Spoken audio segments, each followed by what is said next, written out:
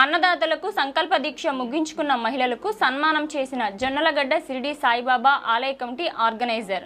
ప్రత్యేక పూజలతో హారతి సేవా పల్లకి నిర్వహించిన ఆలయ పూజారి శేషుబాబు. నర్సరావుపేట మండలంలోని జొన్నలగడ్డ గ్రామంలో ఉన్న షిరిడి సాయిబాబా మందిరంలో కార్తీక మాసం సందర్భంగా గురువారం ఉదయం ప్రత్యేక అభిషేకాలు పూజలు నిర్వహించారు. అనంతరం మధ్యాహ్న హారతికి వందలాది భక్తులు విచ్చేసి సాయిబాబాని దర్శించుకున్నారు. ఆలయ పూజారి శేషుబాబు ప్రత్యేక పూజలతో పాటు స్వామివారి లీలలను గురించి భక్తులకు తెలియజేశారు. అదేవిధంగా ఆలయ కమిటీ ఆర్గనైజర్ కొరిటాల శ్రీధర్ మాట్లాడుతూ, ఈ మందిరంలో షిరిడిలో ఉన్న సాయిబాబాకు ఎలాగైతే పూజా కార్యక్రమాలు జరుగుతాయో ఇక్కడ కూడా అలాగే ఉదయం అభిషేకాలు, ప్రత్యేక పూజలు, మధ్యాహ్న హారతి, సాయంత్రం పల్లకి సేవ వంటి కార్యక్రమాలు స్వామివారికి చేయడం జరుగుతుందని వివరించారు. అదేవిధంగా ఈ గుడి ఏర్పడినప్పటి నుండి ఇప్పటి వరకు ప్రతి గురువారం భక్తులకు అన్నదానం, దాతల సహకారంతో అన్నదానం చేస్తున్నామన్నారు. దీక్ష తీసుకున్న స్వాములకు సద్ది కార్యక్రమం నిర్వహిస్తున్నామన్నారు. ఈరోజు నిర్వహించిన అన్నదానం కార్యక్రమంలో సుమారు 1000 మందికి పైగా పాల్గొన్నారు. అన్నదానానికి సహకరిస్తున్న దాతలను సన్మానించారు. అదేవిధంగా సంకల్ప దీక్ష తీసుకోవాలనుకున్న వాళ్ళు పాటించాల్సిన పద్ధతులు, నియమాల గురించి వివరించారు. సంకల్ప దీక్ష తీసుకుని ముగించుకున్న కొంతమంది మహిళా భక్తులను కూడా ప్రత్యేకంగా సన్మానించారు. ఈ మహత్తర కార్యక్రమానికి సహకరిస్తున్న దాతలకు, భక్తులకు ఆలయ సిబ్బందికి ప్రత్యేక ధన్యవాదాలు తెలిపారు.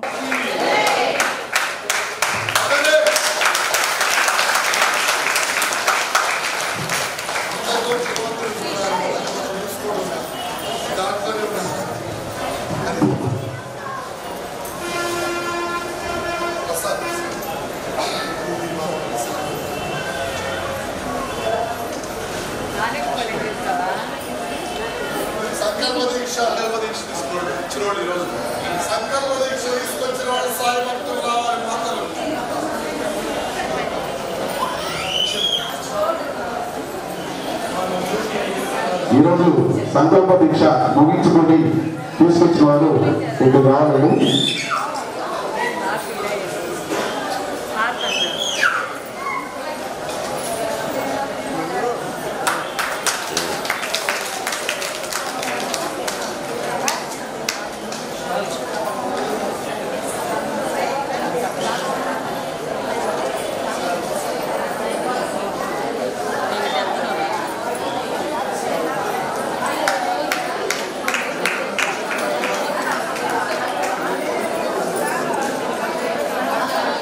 ఈరోజు సంకల్ప దీక్ష తీసుకొచ్చిన వారు మాత్రమే ముందు కావాలండి.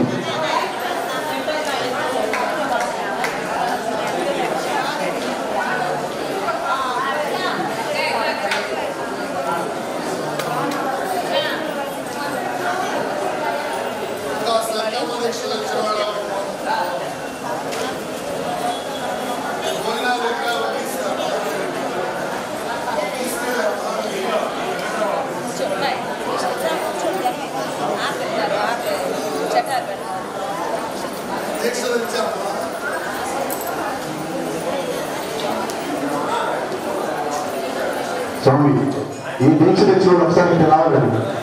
దీక్ష తెచ్చిన వాళ్ళు ఒకసారి ఇక్కడ రావాలి. ఈరోజు సమర్పించిన వారు ఒకసారి ఇక్కడ రావాలి. అది ఆ శాలలో నెరవేర్చుకోండి. ఒక ఫోటో తెచ్చుకుంటాం. స్వామి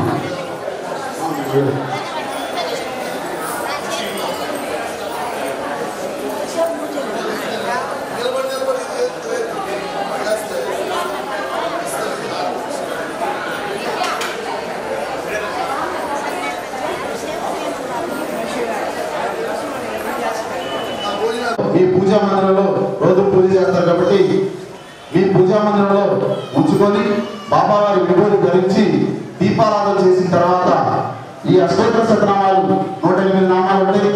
ఇవి చదువుకొని తర్వాత మీ కోరిక ఏదైతే ఉందో, మీ సంకల్పం ఏదైతే ఉందో, న్యాయబద్ధమైన కోరికలు ఏవైతే ఉన్నాయో అవి బాబావారికి చెప్పుకొని 3 గుప్పెళ్ల బియ్యం ఈ జోడలో వేసి, అలాగే 11 రూపాయల దక్షిణ ఈ జోడలోనే వేయవలసి ఉంటుంది. ఇలాగా 41 రోజుల పాటు చేయాలి. ఈ 41 రోజుల్లో మీకేదైనా ఆటంకం వచ్చినా, లేదా మీకేదైనా అంటే సోదరాలు అట్లాంటివి కూడా వస్తుంటాయి, 10 రోజులు గ్యాప్ వచ్చింది, లేదంటే మీరేదన్నా ఊర్లకు వెళ్ళినా మీరు ఎక్కడైతే ఆపారో అక్కడ అక్కడి నుంచి మళ్ళీ కంటిన్యూ చేయొచ్చు. 41 రోజులు చేస్తే చాలు. 41 రోజుల తర్వాత వచ్చే గురువారం మన ఈ మందిరంలో తీసుకొచ్చి ఆ బాబా వారి పాదాల దగ్గర సమర్పిస్తే వాటిని అన్నదానానికి వాడటం జరుగుతుంది. అలాగే దీక్ష అంటున్నారు, మళ్ళీ చన్నీటి స్నానం చేయాలేమో లేకపోతే కింద పడుకోవాలేమో అనే అనుమానాలు అలాంటి ఏం అవసరం లేదు. మీరు హాయిగా ఎలా ఉంటారో అలానే ఉండండి.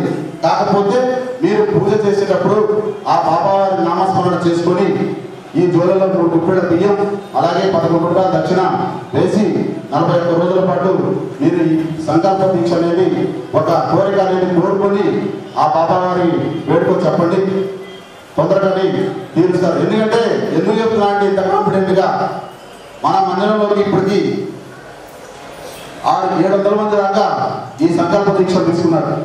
వారందరూ కూడా చాలా మంది మేము ఒక కోరిక అనుకున్నామండి అది తీరింది అని సంతోషంగా వచ్చి మన ఈ మందిరంలో మళ్ళీ తీసుకెళ్ళడం జరుగుతుంది. ఒక్కసారి తీసుకున్నాము మా కోరిక నెరవేరలేదు అనేది పెట్టుకోవద్దండి. ఎందుకంటే బాబావారి సచ్చరిత్ర రాసినటువంటి హేమంత్ పంత్ గారు ఆయనకే స్వయంగా జరిగిన అనుభవం. ఒక ఆయన వేరే భక్తులు వచ్చి ఆయన గురుచరిత్ర పారాయణం 2 సార్లు చేస్తే చాలు ఆయనకు అనుగ్రహించారు. కానీ ఈ సచ్చరిత్ర రాసిన ఆయన హేమంత్ పంత్ గారికి 7 సంవత్సరాల నుంచి ఆయన పాదసేవ చేసుకుంటున్నా కానీ బాబావారు అనుగ్రహించకపోతే ఆయన మనసులో బాబావారు నన్ను అనుగ్రహించట్లేదు, నిన్నగాక మొన్న వచ్చిన ఆయన 10 రోజులు కూడా కాలేదు, 14 రోజులు కూడా కాలేదు, ఆయన అనుగ్రహించాడు, నన్ను కనీసం పట్టించుకోవట్లేదు అని ఆయన మనసులో మదన పడుతుంటే ఆ విషయం దేవుడు కాబట్టి బాబావారికి తెలిసి ఆయన ఒక కథ చెప్పడం జరిగింది.